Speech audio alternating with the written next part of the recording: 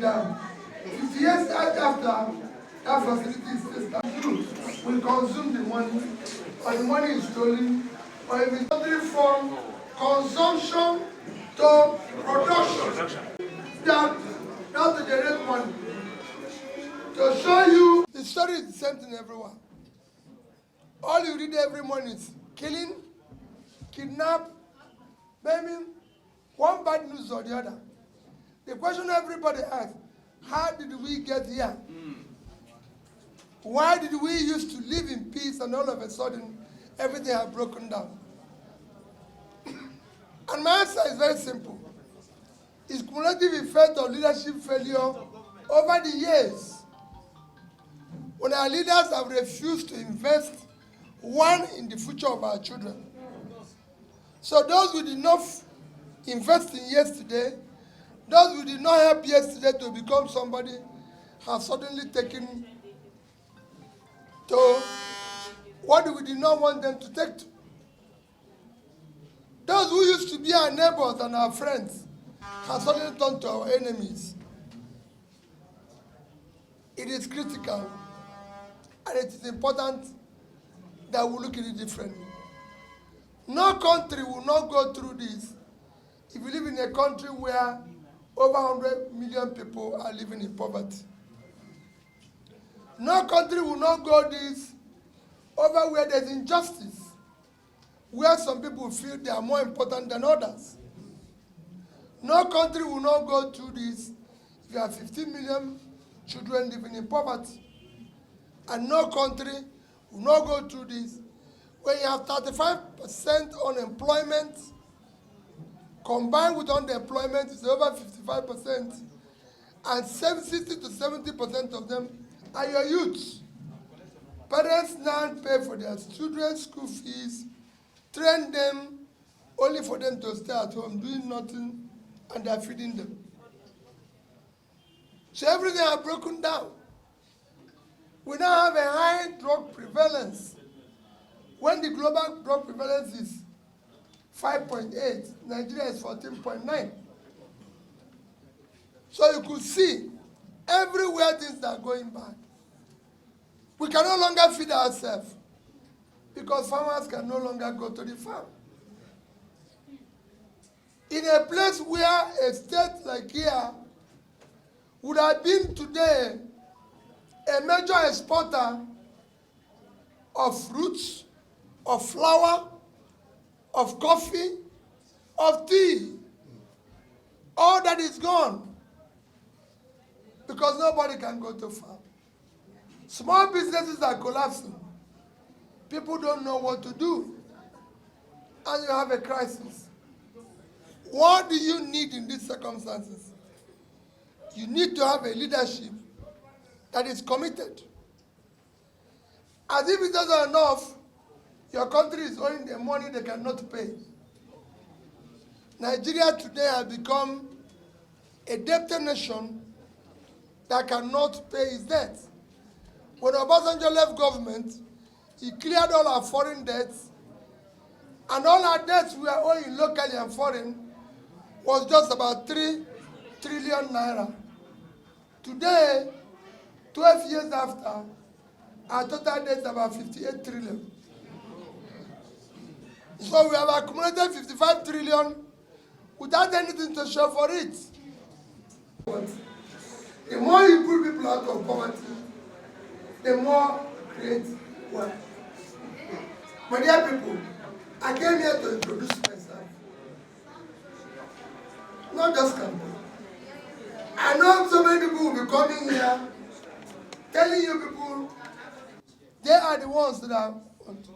Please, all of us have done government work. All of us have done everything. Go and check our history. Go and check where we passed through and ask people questions. Who is this person? If PDP says he went to school in Nsukka, you go and ask those who know him in Nsukka. If PDP says he has been to school at this, I can have at least 5 schools where I can say I'm an alumni, and you can go and check it. I'm an alumni of Nsukka, of Lagos Business School, of Kellogg Graduate School, of Oxford, of Cambridge universities. You can go and verify them. This man said he passed through this school. So you go there and verify what he's been able to do. I've been a director, chairman of at least 10 quoted companies, out of which there's 2 banks. The banks are there. When I was bank chairman, I was the youngest chairman of a bank ever in Nigeria.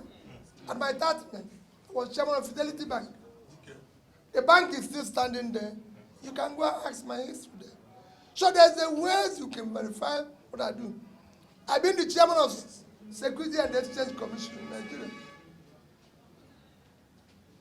And of course, I've been the governor of Anambra State for 8 years. So what I tell people is that my commitment is not about coming to tell people story. We will end insecurity in Nigeria. We will put people out of poverty. We will put people out of poverty. The more you put people out of poverty, the more you reduce criminality. Everybody is a criminal when you don't know where the next meal will come from. So the more you put people out of poverty, the more you reduce criminality. When you do that, you're going to have resources, because the more, if they're earning something, they will pay you taxes. You use that resources to equip our security agencies properly. We're going to focus on engine of growth of every country. Venezuela owns more than 10 times. The oil reserve in Venezuela is 10 times Nigerian oil. Venezuela is a collapsed place. Oil will not save Nigeria if it not save Venezuela. We're earning today just about under $18 billion from oil. And that is all we are putting ourselves to share. We're going to stop that. In America, where people celebrate, the state that is earning more oil, the best state in the state, the richest state in America is California, not Texas. They don't have oil. What California is expecting is 2 things: agriculture and knowledge. That is an abundance in areas like here. That's what they're exporting. And today, California is a state in America with a GDP of 3.3 trillion, 8 times Nigerian GDP. And they have no oil. If you go around the world, in Morocco exported last year almost over $8 billion worth of agricultural products. $8 billion of agricultural products. Morocco. That is a country in Africa. It can be replicated here. Ethiopia exported last year 905 million worth of coffee. Coffee can be produced here. We have the weather for coffee production here. In Sri Lanka, exported, these are third world countries, exported last year $1.4 billion worth of tea exports. Tea can be produced here. There's no reason why we should be dependent on sharing that little money that we're getting from this. There's just everything that is good. Kenya exported about $500 million worth of flour.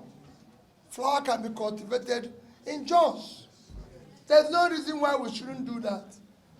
I can go on and on. The list is endless. There's voluntary borrows money. There's nothing wrong in borrowing. But when you borrow for consumption, it becomes a problem. I can show you nation upon nation and nation upon nation that have borrowed money. I've studied about 31 countries. No country of the world is not owing. America is the biggest economy. They owe almost 100% of their GDP. So is China. So is they have just educated their people. Bangladesh is now getting that 17 billion from diaspora funding. More so, in 2010, I was in Bangladesh. As at that time, Bangladesh economy is $115 billion. With a debt of $45 billion, and their per capita, which is the real measure of wealth, is $747. 2010, as at that time, Nigeria GDP is $375, with a per capita of $2,250, and we are owing only $30 billion. Today, Bangladesh is $340 billion. Their per capita have now moved to 2050. They've tripled it. In Nigeria, our debt have moved from 30 to 120.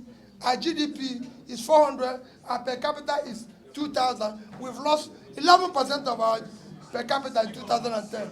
We cannot continue that way. I didn't come to tell you I'm going to do this. In conclusion, you need to go and check the records of where I passed as governor. When I came to Anambra State, in education, we were number 26. When I left, 2011, 12, 13, we were number 1.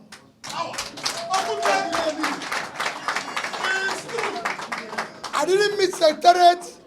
I didn't meet secretariat the day I became governor. I didn't meet governor's lodge. I didn't meet governor's office. I didn't meet major infrastructure development. As I would say, go and see what happened there.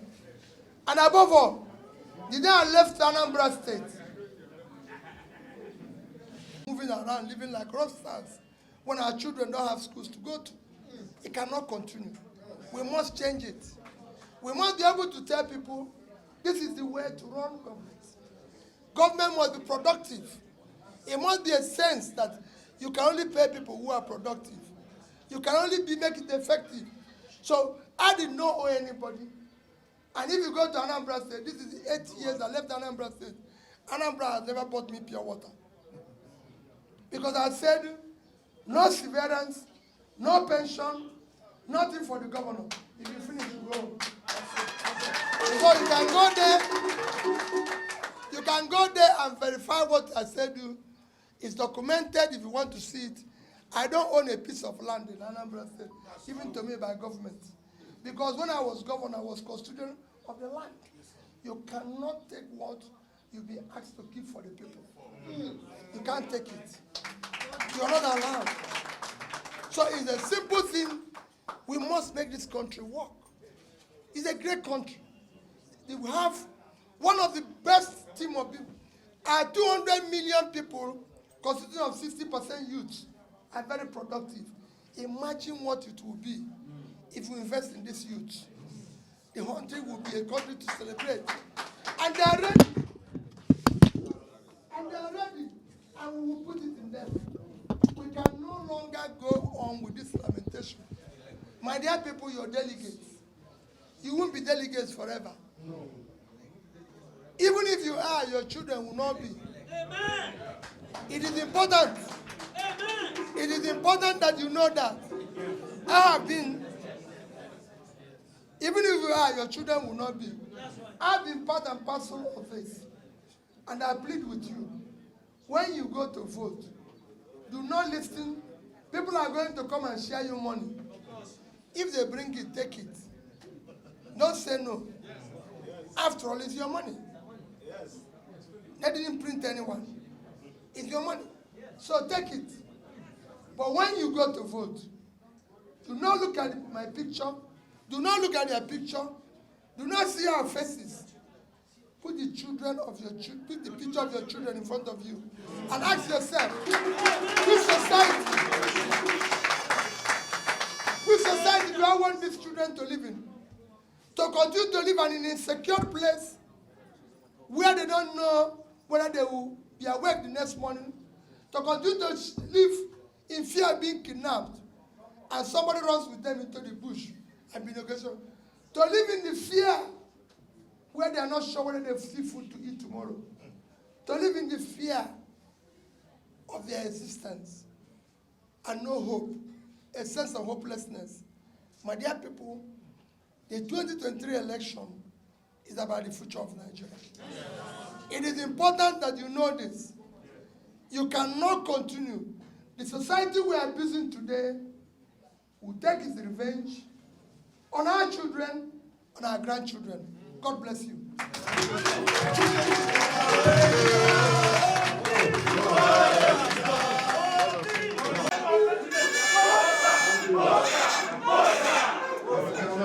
you.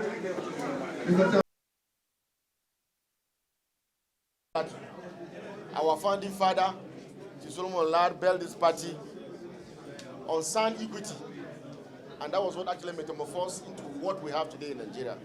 I want to assure you that all the delegates you see here, they are intellectuals just the way you are, and they've listened to you very carefully. And the decisions of the People's Democratic Party in Plateau State is different from other states. And that is why we are supposed to be the anchor of Nigeria. And we listen based on what you can give Nigeria and not what you can give us in money. I want to assure you, Your Excellency, that we have heard you, we have listened to you, we have seen what you've done when you were governor of Anambra State, we have seen what you've done even when you're running mate of Atiku, and we're going to see what you do when you take the ticket. I can assure you that money politics does not have a place in Plateau State.